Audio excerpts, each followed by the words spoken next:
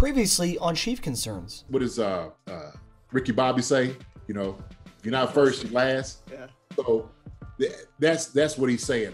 And look, you know, for somebody who's never been to the Super Bowl, I'm like, man, in every aspect, man, that's success. Success getting to that point, right? Yeah. Hey, man, celebrate that. Hats off to him. To the tight ends, baby. That's it. True.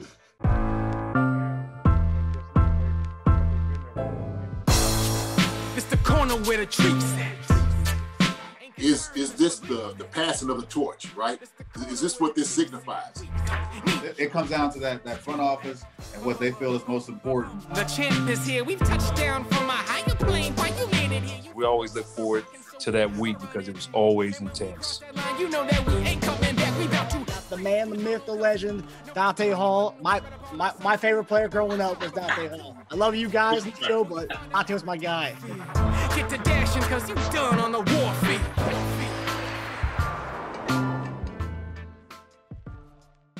This episode of Chief Concerns is brought to you by BetOnline.AG. The month of June is heating up with a ton of exciting sports action, and BetOnline is where you can find it. From basketball and hockey playoffs to baseball's marquee matchups, including prop bets and futures, BetOnline has all the latest odds, news, and information for all your online sports betting needs. Visit the website today or use your mobile device to join and receive your 50% welcome bonus on your first deposit. So before the next tip-off, face-off, or pitch, head on over to BetOnline and start playing today. BetOnline, your online sportsbook experts. Hey guys, welcome to another episode of Chief Concerns. I'm your host, Marcus Dash, with your other host, former tight end Jason Dunn and former cornerback Eric Warfield. Eric was off last week. He was back in Nebraska. How was visiting back in Nebraska, Eric?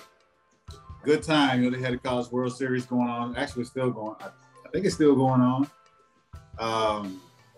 Got to see a bunch of old friends, play some good golf, and got to relax. Nice. And when you go back to Nebraska, because I've never been to Nebraska, but is that one of the places, like, I don't think of any kind of food when I think of Nebraska. Are there any, like, restaurants? You play college there and stuff, so you kind of know the restaurants. You know what, Runza's? I don't know if you've ever heard of Runza. Yeah, so Runza's big there.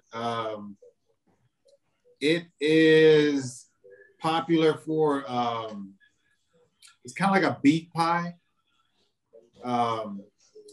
It's a burger put in like a pastry that I guess that's how you describe it. I don't know. But it's ground beef in a pastry. Well, not pastry, but bread. Yeah. Still no way of explaining it. But it's kind of, JD, you know what a beef pie is, right? Yeah. So that's kind of like what it is, but that's their thing. What they kind of hold true to. Like I just saw yesterday, one of my Twitter friends posted that Runza has the best fast food burger ever. Now, Runza has amazing French fries. I can't admit to that. They do have really, really good burgers, but it's kind of hard for me to say who has the best fast food burger. But Runza really does have really, really good food, though. Okay, and that's like a Nebraska chain restaurant? Yep. Okay. Runza? You saying Runza? Runza, Runza. Okay, Runza. All right, okay. Interesting. I gotta check that out at some point. Yeah, God. And if not, I don't even know how I would be able to try to get you guys any. Well, I know they have the Gold Belly websites where people can send like fast food from different like parts of the country to people. I know like a buddy of mine sent me some Lou Malnati's Chicago pizza. That's like a restaurant. They sent it to me through like this Gold Belly website. Yeah, I mean, like it's hard. I like how a lot of the places are kind of venturing out because, you know, like In-N-Out used to be a West Coast thing. But now we have In-N-Out here in Texas, and I think there's a few other places that have them. You know, Patrick Mahomes is bringing Whataburger to Kansas City. So I like those ideas of that. So, you know, maybe Runza could pop up somewhere around in your area in a local neighborhood near you. Runza. Yeah. All right. Well, so this week, I know overall the sports world, there's a lot going on, but NFL, we're kind of getting to kind of a quiet-ish period. For the first week in a long time, there really was no Chief news. But there's some aspects that, Chiefs Twitter always is going nuts with certain topics and stuff. So our first concern tonight is going to be bringing it back to Orlando Brown, our big acquisition this offseason. So this past week, we saw New Orleans Saints right tackle Ryan Ramczyk become the highest paid right tackle, which overall the whole tackle market is set to rise as a whole. And you're seeing that with the right tackle getting paid number 2 money of all tackles. You got Trent Williams, number 1. Now Ryan Ramczyk, a right tackle, is number 2, highest paid tackle. So newly acquired left tackle Orlando Brown is set to be a free agent in 2022, and will most likely seek about $20+ million a year. When we first got him, JD said this was his biggest kind of concern with this whole thing. Now, the fact that we are seeing a right tackle get this kind of money, which is number 2 in all tackles, does this kind of bring a concern as far as our ability to re-sign Orlando Brown next year with all the other guys we have to kind of extend? I mean, I think it's based off what Orlando does as a player. Every year there's one player that comes out and surprises the market at what they get. And then it's like everybody else is sitting in this category of wanting to get paid in that, that top 5 of what whoever just signed or whoever's in that top 5. So it's just a matter of how well you play at your position to where you can break the bank, or you can just go and just become a platinum member. So, it just depends on what he does. And if he can go out and do what he's done at Baltimore before we brought him in, then yeah, he deserves to get, what's coming to him. Yeah, that can be a concern of ours, but also things could play out better than we expected. He could see himself fitting into this offensive scheme for a smaller pay than what somebody else is getting, just so that he could have a great career, a better career, and he putting rings on his finger. And continuing to block for Patrick Mahomes. So you have these little situations that come into play that, that can help us. But also, yeah, it does hurt when you see somebody at his position getting that kind of money. And then it sets the tone for what he's going to be looking for. But you know what? You never know what to expect. Right now, we're looking forward to this season and what he can do for us this year. Yeah, I tell you what, man, I said this, as soon as we got him, this was going to be part of the issue. And Eric is right. It's all going to be based off his performance this year. I mean, no doubt about it. Because if you give up a lot of sacks and, he doesn't perform that well, he gets hurt, then he's not going to be able to warrant, that type of money and the ticket. So everything's going to be based off what he does this year. Now, the real question goes into, do you validate giving a guy this amount of money? Especially if he's, for one, protecting Patrick, who's going to be here for the long term, who you want to just keep here as career chief. Have him always, protecting his blind side. And the question you find yourself in is, all right, what does this do to our ability to sign other guys here to this team, right? That's always going to be the question. And so, when you start looking at other guys that we have on the team, it's like, well, their contracts are going to come up. They're going to want money. So how are we going to be able to divvy these things out? Now, I know you could try to hide money as much as possible. You could defer it. You could, use the cap. You could try all these different things to try to hide it. But, I mean, ultimately, these things are still going to be an issue for you. And so, it's like he said, I mean, it's really based off his performance, what he does. My thing is, this just handcuffs you to what you can do to sign other guys onto the team. But, if we're winning and the formula works right, then you start looking on, well, who can we give up, right? Who can we let go from this? Are the people that we decided to let go or not sign into a long-term deal, will that endanger the integrity of the team and the performance out there? So that's really the issue that you're dealing with. But like you said, man, I mean, look, guys gets top money. He performs well. Another Pro Bowl, like you said, he does the same thing he did with the Ravens. I mean, he's going to look to be the top paid tackle. Just bottom line. To be honest with you, if he doesn't ask for it, then I need to be his agent because I'm gonna go for it. So that's just the deal. That's what you're kind of looking for. And it puts you kind of in the bind. But like I said before, who do you give up? Yeah, but we were in that bind no matter what, though. And I want to say it's kind of fortunate that we did get him where we got him at. But that's just looking forward to the future as to what he might be getting down the road. Right now, we need him for this year. Mm-hmm. We had a piss poor effort of play in the Super Bowl, which every single person in the world saw what we were suffering from was offensive line play. That's what we were hurting at. That's where the injuries came. And that's where our biggest issue of us not being able to score or even, look like we belong there. So having the chance to pick him up, somebody like him, is great. That's what we need. That's what we see, and we get so happy, and not even think about the outcome, because again, right now, we need him for this year. Whether if he wants to break the bank and we get options next year that open up to where somebody else is younger and more talented, come out the draft, free agency, then we can explore those options later. But yeah, I think he's got what it takes to do the same thing he did in Baltimore, to where he's a Pro Bowl offensive lineman, and he can go and ask for that kind of money. If just a matter if it's for us and we don't want to pay him, we started to rebuild that offensive line with a lot of young guys we brought in, and hopefully, like I said, we don't know what's to come for next year. We need it for now. Maybe we find somebody free agent. Maybe we find somebody in college to come in and replace him, so you don't have to give him that big contract.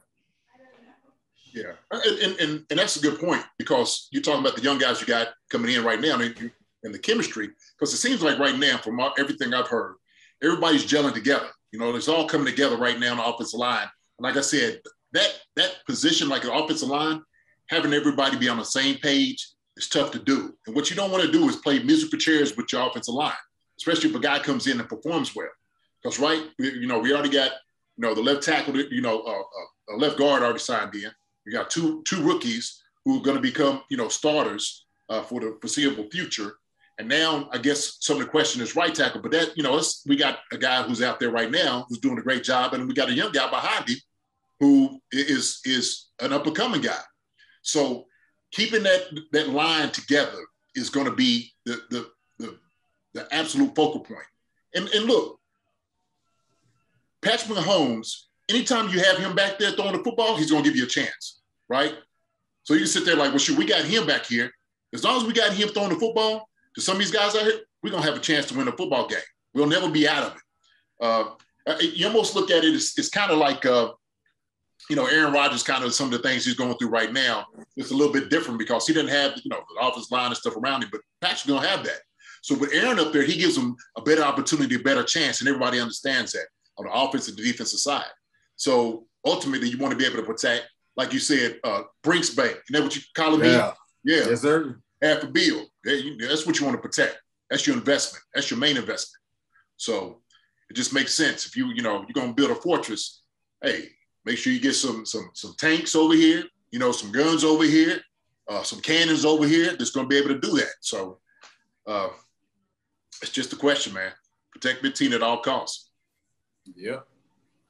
Yeah, and there's, obviously Brett Veach is going to have to play, a salary cap, like a game of Twister in the next coming years and stuff, and trying to be, trying to be flexible with it.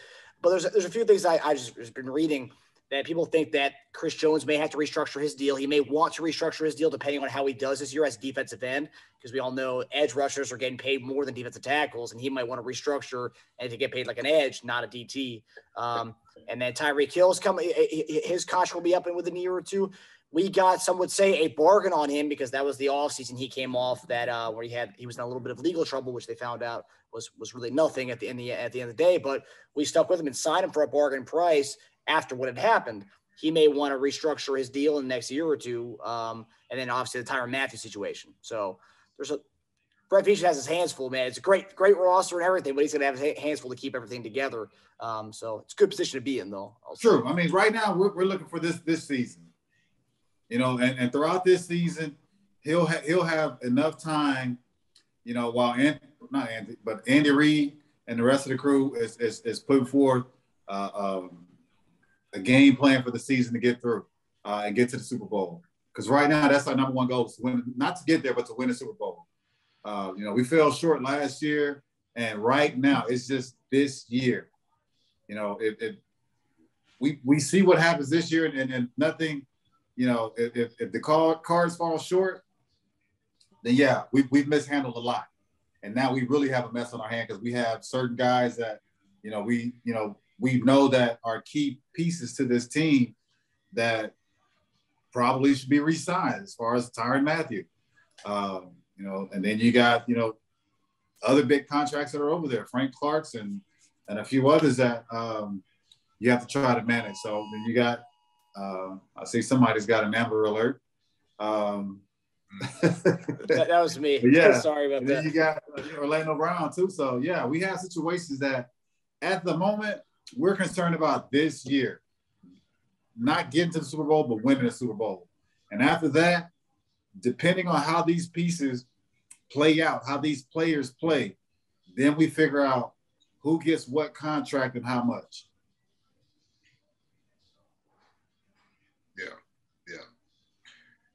You said it right there. So, I'm just looking in my head right now, if it comes down to it. Let's just say everything goes well. He does great, makes the Pro Bowl. All right, you have to immediately start thinking, who do I get rid of? Who do I ask to restructure contract? Now, look, and I know you said Chris Jones is talking about maybe becoming a defensive end. Look, they might treat him like they did my man who was a tight end who wanted to become a wide receiver. They're like, no, wait a minute, you started a defensive end, right, or a tight end. You can't go try to get wide receiver money at this time, right? That's why I'm a big proponent on tight ends getting paid this money, man. Tight end, go get it. But they might just say, you're a defensive tackle. You decided to play defensive end this 1 year, but, you really, truly are a defensive tackle, and that's how we're going to treat you. So, that could come into the mix. And that's just it's that bad ball. It's that bad business, But that's them putting you in a box, try to keep you from getting paid.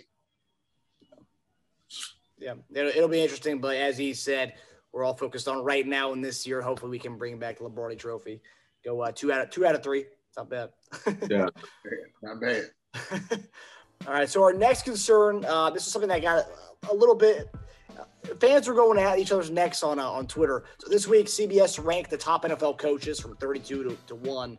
And I just had the top 5 listed here, and we'll get into the debate of the top 2, which is what I saw the biggest argument on. So number 5 was Sean McDermott. Number 4 was Sean Payton. Number 3 was John Harbaugh. And number 2 was the hoodie, Bill Belichick. And then number 1 was Andy Reid. So the argument was a lot of Patriot fans were just going nuts. Not just, I guess, chief haters, we're going to call them, or just NFL aficionados who think a guy who has that many Super Bowl rings as Bill Belichick does deserves to be number 1 over Andy Reid. I'm just curious on your guys' opinion on these CBS's rankings of the top NFL head coaches. Does Andy Reid deserve to be number 1 over Belichick, just based on body of work? Oh, I'm fine with it. That's just like I was looking at the best quarterback in the league right now. We're going to say it's Patrick Mahomes. Mm. But in all of football, I guess we can all pretty much say that it's Tom Brady. Because at the point, Tom Brady's still playing. Even though he won a Super Bowl last year, I think majority would look at Patrick Mahomes, at his work of art, his talent and potential, and say that right now he is the best quarterback in the game. Even though Tom just won it, Tom's got 7 rings, Tom's still playing, they're still going to say Patrick's the number 1 guy. And I'm good. I'm okay. Actually great with, Andy Reid being ranked number 1. And I think we most look at it to where Tom's departure hurt Bill, because it showed that, you had a great chemistry there together, but without one another, who was the key piece to that team's success? And it's kind of hard not to say it wasn't Tom when Tom got to the Super Bowl and Tom won it all, even though he did have the right pieces around him within the Tampa organization. So, take nothing from Tom, though. He still had to go out there and get the job done against a pretty damn good Chiefs team. So, and Belichick didn't do it, and people started looking at what Cam Newton did and what he didn't do for New England. And now, it's the whole talk of, maybe he's not the guy, but yet they brought him back for a reason. So Belichick's the genius. I said that's for the longest. But Andy Reid carrying the helm of number one for this season, I'm good with it. He's done a great job with this team the last few years, handling things on and off the field, and getting this team to, the Super Bowl back-to-back and hopefully again this year. And it just hit me, by the way, that both you guys play for both. You play for Belichick, E, and then you play for Andy, JD. Yeah. Actually, man, I played under 4 of those 5 guys. I played I had Sean McDermott, Sean Payton, Harbaugh, and Andy. So I'm just looking at it. When you see the list, I was just like, wow. Everything they were young guys when they was coming to the league, man. I had them all in Philly. And you should write a book, JD. Huh? You should write a book. I should. You know what? Yeah, I've been thinking about that. You know what I mean? I need to do something, man, with my time, a little bit more productive, and write me a nice little book, man. I got some good stories. I can't do that.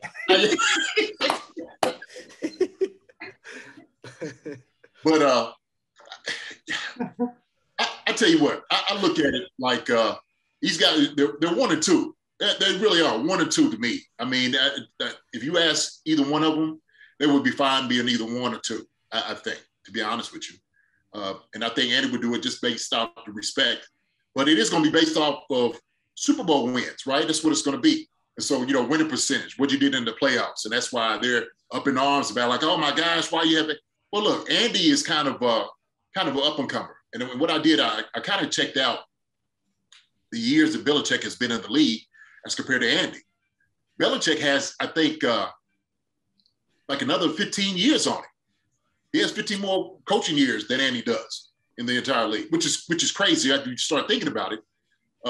When you talk about body of work and what they've done during that time. So if Andy stayed let's just say Andy stayed in the game for that extra 15 years, what will he be able to accomplish? It's almost like the same LeBron and Jordan debate, right? Who's winning more championships? Who's having a better percentage?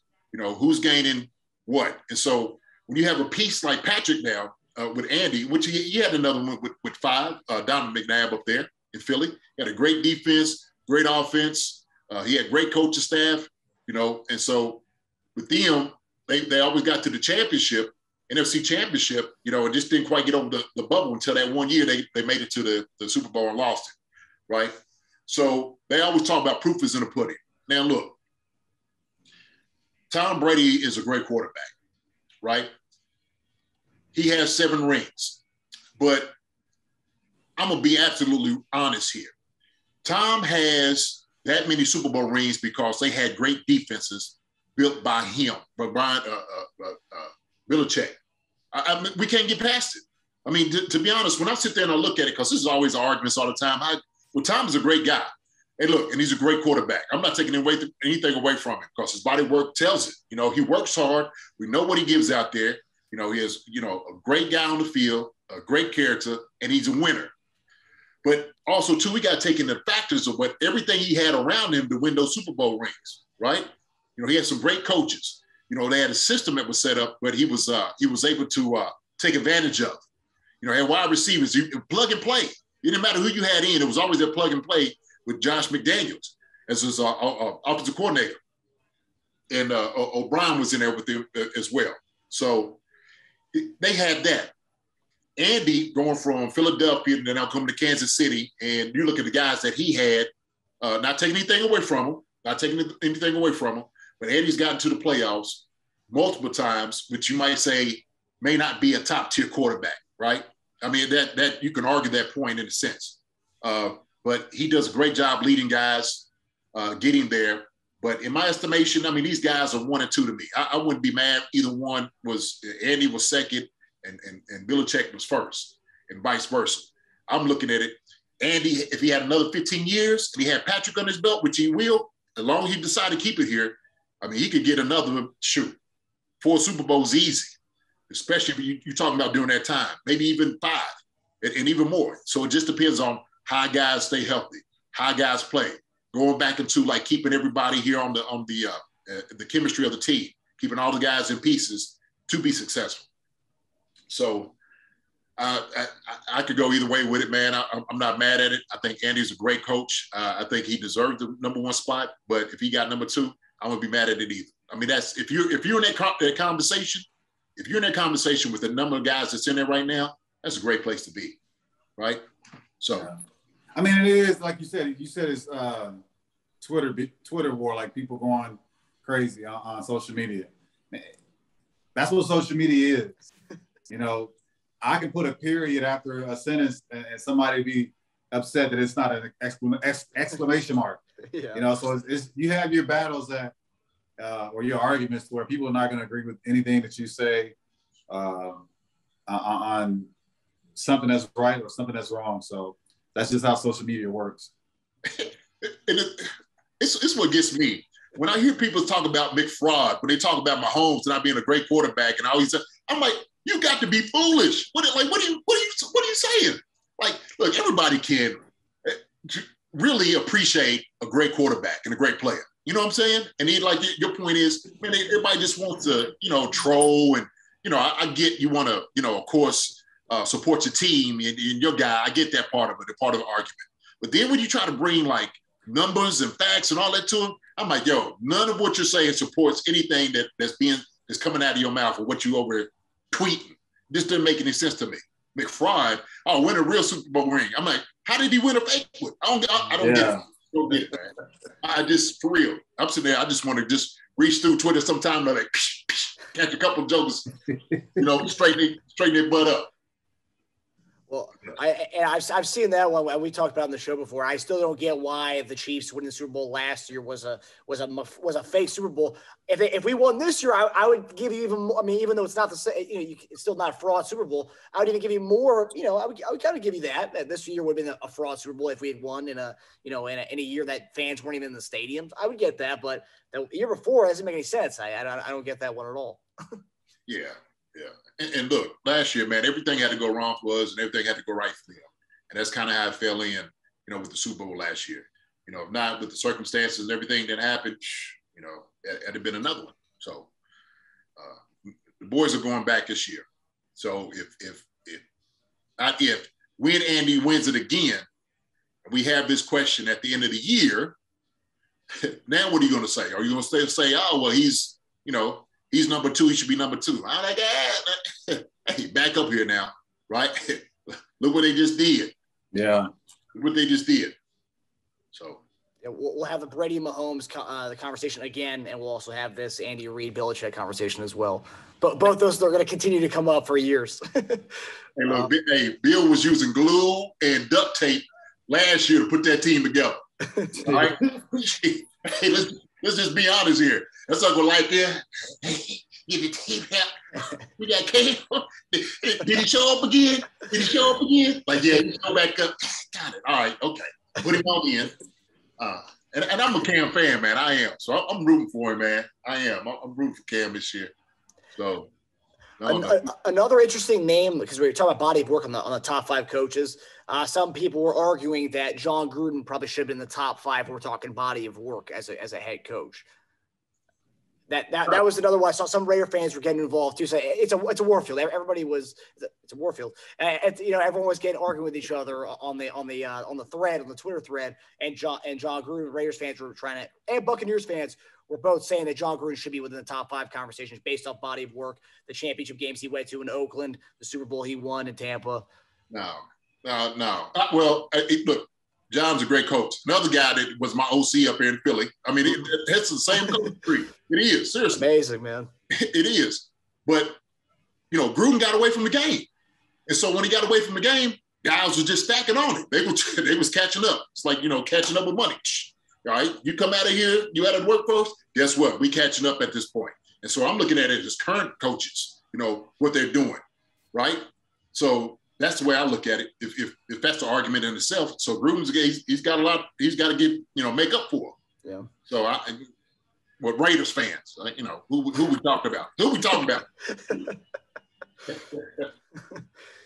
Your thoughts on Gruden, if he should be in the top 5 conversation? I don't know what kind of a guy he is personally. I've never I've hung around a few guys that played for John, and I've never heard anybody come out to say if the person that you see on camera is the person you get in meetings or in person. So nobody's ever told me that, I've seen what he's done with teams, put teams together. I've seen how the talent that he's had to work with. And, he is a really good coach. That's why he got hired. Got hired at a young age too. And then to come back after so many years and to put this Raiders team back in the mix of things, he's done a good job. But the guys right now that are in front of him, they just continue to stay at a steady pace of doing what they've been doing. And he's got a little more catching up to do just because he's been out of the game for so long. So yeah, I'll tell you a little bit about Gruden. Okay, so I had him for a couple of years. All right, Gruden is I want to say an a-hole, but he's a hard Chucky. That's who he is. He's like that. He really is. Not saying he's a good coach because the guys that he loves. But if the guys are just on the cusp of things, boy, that joker is hard on you. He is. He can say some slick stuff out of his mouth to make you want.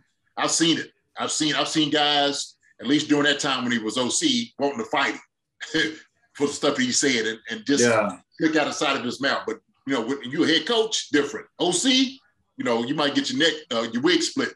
So yeah, that's how all OCs are, though. I mean, at least every last one of them I've been around has been that way. Yeah, well, not all. I'll tell you, some look extra. Well, we had Al Saunders one like that. Al was kind of he was motivating you, right? But it wasn't like Gruden would. He was like dog you. You know what I'm saying? He dog you. It make you feel bad real quick on everybody. Look, I seen. Okay, I'm gonna tell the story real quick. All right, I'll use names. Irvin Fryer, who was a minister up there in Philadelphia when I was up there. There was we was running the play, and I think he didn't get deep enough on the route, whatever. And Gruden is OC, and Gruden started cussing Irv. I was like, look, first off, I'm a minister. You ain't gonna cuss me out. I'm a grown man. And his son was a ball boy on the team. Oof. Irv came back to the huddle. He told his son, grab your stuff, we are leaving. Irv left practice after Gruden said that. Went home. It was like, look, y'all take care of this, all right, before I come back. And so, the head was like, hey, man, you can't be doing, you can't treat everybody the same way, right? And he was a young guy. He was probably 30-something years old. Look, you ain't going to cuss out a vet. You know what I mean? He was 30, 37, 38 years old. He got, my son is out here too? You bad talking with my son out here? Woo! I know Irv did everything look, like he was a minister. He put a prayer in that day. I know he did. Like, Lord, please don't let me strangle this man out here right now. Please. Don't let me put my hands around his neck, Lord. But that's how he is. But he's changed. But he's a good guy to play for if you're with him. But I heard some things, man. I know it. I heard it I've heard it. I know it is, man. So I like him. I like him. You love him or hate him. That's how it is. Yeah. You love him sometimes, you hate him other times. So yeah, you take nothing from him. He's still a good coach. So he's just being out of business for so long. These other guys, like I said, they just been at a steady pace of winning games and continue to do things that they've done them in the past. So yeah. And it also just seeing highlights from back in the day with Rich Gannon and him just going at each other's throats on the sidelines. They said he creates an environment where he wants the quarterbacks to kind of bite back and bark back at him because he likes that fiery sideline stuff. And you play with Rich Gannon, and I'm sure he seemed like a kind of a fiery guy and kind of a soft-spoken guy. But then when I see highlights of him cursing with Gruden, I'm like, whoa, holy crap! I didn't think Rich had it in him. Rich is a great guy, but when you become the main focus of basically the franchise, most quarterbacks are considered the franchise player of the team, and that's what Rich became when he went to Oakland because he was the starter and basically was the reason they got to the Super Bowl. And so when you're put in that position, like JD says, like that being a vet in itself gives you a surmount of power to where coaches are going to treat you different, talk to you differently, treat you differently. You get, may not get to practice on this day, so many reps. But, once you mess up in the game, you don't want to hear a coach yelling at you either. But this coach has got to do his job, and so he's going to say something no matter what or how you respond. He's got to say something because he can't display this in front of the rest of the teammates and on national TV that he doesn't have control of his team. Now, yeah, we all know that, vets, get away with certain things, but I can't just let you show me up on national TV and in front of everybody on the team. So there's going to be a barking match, Heck, I think I've even seen Coach Vermeil and Trent kind of go at it. And Trent is not even that type of a guy. But, when you're going to have a bad play as a quarterback, and the coach is going to have to get on you. And so it's just a matter of how you take it. You want to bark back or you take it and as constructive criticism and move on to the next play. So, yeah, I know what Jason's talking about with, well, not you, Jason, but Marcus, when you brought up Rich and John, yeah. Heck, you see it on TV when they played their games. I know when first game, that was my first pick six, was against Rich Gannon and John Gruden and Jerry Rice. So really, that's the first thing they showed was John Gruden in his face. Is like, what the hell is this idiot doing? Like, hey, Lil Warfield just took advantage of that little idiot. So, that's my guy. I've been a Rich Gannon fan ever since he was at Kansas City. So, but yeah, those coaches have to stand their ground in certain situations. So, yeah. I mean, but do you think? I mean, also too, the optics of it kind of is a bad look. You know what I'm saying? Because sometimes, like, man, the coach is getting on this guy, right? And it looks like he's getting the best of him. And of course, we hate players when they come out here and they just act all crazy and look like they can't be controlled at all, right? I mean, it's even worse. But I think it just needs to be some – look, feelings get into it, emotions. I get that part of it. But I don't know. That's it. I've seen it. I know that talk. And little talk that don't need to be said comes out your mouth to like, okay, I'm about to take my helmet off and become a dentist right now to rearrange a couple of these molars you got in your mouth. Hey, man, I played with Dale Carter and James Hastings. Mm-hmm. Two dudes that you do not want to try to show up. Oh. Right. Okay. Because things could get physical, like on the spot physical. So, yeah, I've seen it in person. Whether it's, the coach happens to understand, okay, Dale, let's get away with this one here. But, you know what you did. That's funny. And you still see it to this day with Gruden, like when Derek Carr's come back to the sideline, you see him like with his arms crossed and like he'll say something out of his mouth. I mean, obviously, you don't really know what he's saying, but he's saying something kind of passive aggressive or some sarcastic comment or something to him probably. But that's your team captain too. Why would you sit there and dog? But you can't, as a coach, you can't sit there and dog your quarterback. And now he's in his feelings, and now he can't complete the rest of the game. Yeah. So you got to keep him motivated. You're going to show your frustration. Like, damn, Derek, like, we didn't have to make that play. Go to your second or third read. But you can't just sit there and belittle him to the point to where you take him out of the game mentally. Mm-hmm. That's right. Hurt you more than help you. And look, and everybody's not motivated by you cussing me up and down. Exactly. Yeah. All right. So our final topic tonight, this is more of a broader topic, not to do with the Chiefs or anything. This is, you guys were both collegiate athletes. So it's a big thing that's going on right now. So yesterday, the NCAA Division I Board of Directors approved an interim name, image, and likeness policy called the NIL, and which is paving the way for athletes to start receiving compensation as early as today. So today, athletes probably were signing with sponsors and doing all kinds of things today and all that. What are your thoughts on these new rules? Are you guys fans of this? Would you guys have liked to have this back in the day when you guys were playing college ball? Oh, heck yeah. Why wouldn't we want this? I mean, that's a no-brainer. No, it's hard to see how you can manage something like that because different programs, big names can get you a lot of money. I think I saw on one episode or something, I think the guy said that the kids can earn up to $2 million. Shit, you're a college athlete. You can make $2 million. That's absurd,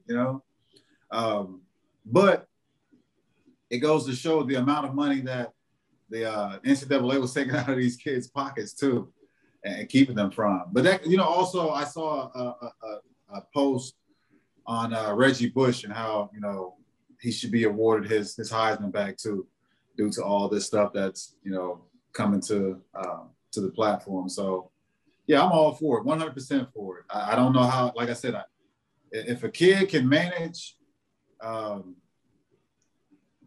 millions of dollars at that age, go for it. But shit, you're gonna have to hire an agent right out of high school now, or in high school. Mm-hmm.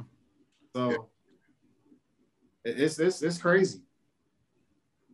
But I do like it though, because you look at other sports now, because basketball you could go straight from high school. Yeah. Other sports you could go straight from high school to play. Football is the only one that you couldn't, but now I guess it's about the same, because going from high school to college is it's a career, it's a job now. You can make money off of your talent. So shit, I'd hire if I'm a big name athlete in high school, I got an agent. Yeah, look, it's way past due. I'm a huge supporter of this. It's been past due. And thank God they went ahead and signed it now. Look, the NCAA has been a purveyor of greed for a long time on these athletes. And if you think about it, when guys don't have the ability to make money off their name or their image or their likeness, and all you've been doing is getting money from that, and you're the one that's benefiting from everybody else. So it's just not one guy. We're talking about several guys, and we're talking about several sports. So football, basketball. I mean, NCAA, man, has just been killing guys over the years. It really has. And it should. But they're going to make their money no matter what, JD. NCAA is going to make money no matter what. Yeah, but because all these big market companies are going to still want to be sponsorships. So no doubt about it. What I'm saying is, they've been making money hand over fist for all this time. Yeah. And just thinking that, okay, we give a guy a scholarship, so you should be grateful for that and just play, right? And that's basically what it is. So what you're doing is, look, we're gracious, at least we're thankful for the scholarships that we get. But then you think about the hours that we put in, okay? We're talking about being a student athlete. We're talking about in the very beginning, early in the morning to the afternoon. At least I know we was at EKU. Morning to afternoon to even at night, study table, the full day we put in on the hours. So you talk about a 40-hour work week where somebody is getting. Look, these scholarships that you're putting in hours-wise is I'm not going to say isn't worth it, but if you're comparing to what you should be able to get in the real world, it's not even, man, you're getting, I'm talking about crumbs, absolute crumbs, man. They've been taking advantage of athletes for all these years. What this will do, it will absolutely give kids incentives now, like basketball-wise, where, what was it for a guy to stay in the league, in college for 1 year? Like, why would I stay here for another year when I could go ahead and make millions of dollars, right? So that's what I'm going to go ahead and do. But if I'm making money off of this, I don't have to worry about, maybe my parents in a bad situation or, helping somebody out over here. Now I might actually earn the money to be able to help my family out with some of their needs. And so now I'm not even thinking about leaving school this early and staying maybe 1 or 2 years, right? So that's something that they know they could benefit from keeping a guy in school for a little bit longer time. In football, and I know the question goes into this. All right, guys are going to get paid, but now maybe also they start thinking about women's sports. Well, how much are women going to get paid off of this, right?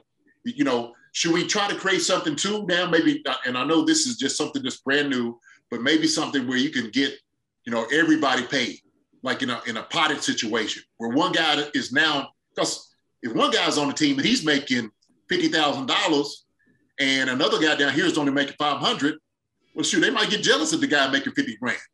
You know what I'm saying? I mean, you might start separating teams, guys like, look, man, shoot. Look, I'm working hard out here. I'm getting paid too. So it may be something now that, you know, this might carry into a whole different conversation about maybe potting things up and then, you know, compensating a lot more guys with these things. But I think this is a great thing. Hats off to getting this thing done. Like I said, man, it's being past due because what they've been doing, man, with these slave wages and all of this, man, and not prompting these kids is not right. It's not at all. And then look, and we're talking about some guys who are 20 years old who could be out here working a full-time job, and some guys that left college because they couldn't eat, you know, just off this little scholarship that you're giving them. Because they thinking like, look, I'm not going to the NFL. So look, you know what? Let me go home. And you know, situations call for dire things. And I've seen guys like that. Being a coach at Kentucky State, I've seen guys give up scholarships because they had to go home and go work to pay for all the things they need to pay for their family. It's tough, man. It's tough. Yeah, it's a good point that you brought up the whole aspect of for college football, it's not really a thing because you have to stay through junior year anyway. But for college basketball, guys were going one and done, and obviously now with high school players can get drafted now. Obviously, that's it might push kids to maybe go to college and be that this badass star athlete that's getting advertised all over the place for a couple of years to make some money before getting to the league. But it's hard when you're going to be a lottery pick. Like, okay, I'm gonna go straight to the league. So yeah, but. It's still a great thing for all D1 athletes, and hopefully in a couple of years they can move that to D2 athletes because D2 athletes get on a smaller scale they get advertised and stuff, and they get pushed out there and with that whatever endorsements they have for those schools. But yeah, no, it was a great step, and I was curious to hear what you guys. I knew what you guys were going to say, but I was just curious to hear what you guys thoughts were on that. Yep, all for it. Yeah, fantastic. All right, guys. Well, that does it for us. There's no fan tonight. We had a fan who was supposed to come on, but he bailed on us. But he promised he'll be back. He had a legitimate reason for not coming on tonight. But thanks for tuning in to Chief Concerns presented by BetOnline. As always, if anyone in Chiefs Kingdom has any concerns for these two guys, please tweet at us at @ConcernsChief or email us at chiefconcerns@yahoo.com. As always, subscribe to Chief Concerns on YouTube and the podcast, I believe Podcast Network, or anywhere you can find podcasts. We'll see you next week, guys, and I'm sure there's going to be more Chief topics that come up next week. So, yeah. Hey, man, real quick, before we sign off, I just wanted to say, man, I went to a funeral today, and I just want to show a picture of my guy that passed away, just kind of dedicate this one, man, for him today, for me, just passed away young, and I just wanted to just tell him how much. Man, prayers to you and the family, dog. Sorry for the loss, man. It's, deaths are hard to deal with. I still feel, go through it with my grandmother. So, I pray that y'all get the healing that you need. So, thank you, brother. I appreciate it, man. And I know he's in a good place. And I say this, one of those things that, it's never goodbye. It's I'll see you later, right? Yeah. So they paving the way for us, and we all had to go the same way, man. But I know he's in the presence of God's glory, so good thing, man. Tell y'all guys, man, I love y'all. All right, love you too, big dog. Love you too, buddy.